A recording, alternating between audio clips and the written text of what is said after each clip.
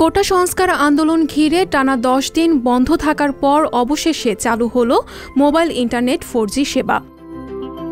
বিকাল ৩টার পর থেকে সারা দেশে মোবাইল নেটওয়ার্ক 4G পুনঃস্থাপন করা হবে ইনশাআল্লাহ। রোববার ২৮ জুলাই বিকাল ৩টা থেকে গ্রাহকেরা তাদের মোবাইল ফোনে ব্যবহার করতে পারছেন ইন্টারনেট। এর আগে মোবাইল অপারেটরদের সঙ্গে বৈঠক করেন ডাক, টেলিযোগাযোগ ও তথ্য প্রযুক্তি প্রতিমন্ত্রী জুনায়েদ আহমেদ পলক। এরপরই তিনি ইন্টারনেট চালুর খবর জানান। পাশাপাশি সব অপারেটরের গ্রাহকদের জন্য ৩ দিন মেয়াদি ৫ জিবি বোনাসের ঘোষণাও দেন। ৩ দিনের জন্য 5 জিবি আমরা বোনাস হিসেবে প্রত্যেক গ্রাহককে দেব।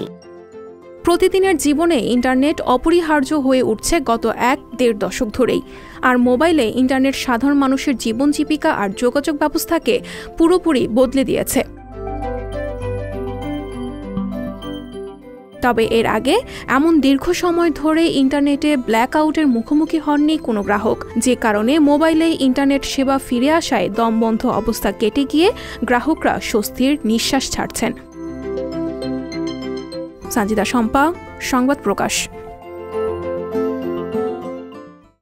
সংবাদ, ফিচার ও অনুষ্ঠানের জন্য ভিজিট করুন সংবাদ প্রকাশের ওয়েবসাইট এবং যুক্ত থাকুন ফেসবুক পেজ ও ইউটিউব চ্যানেলের সঙ্গে।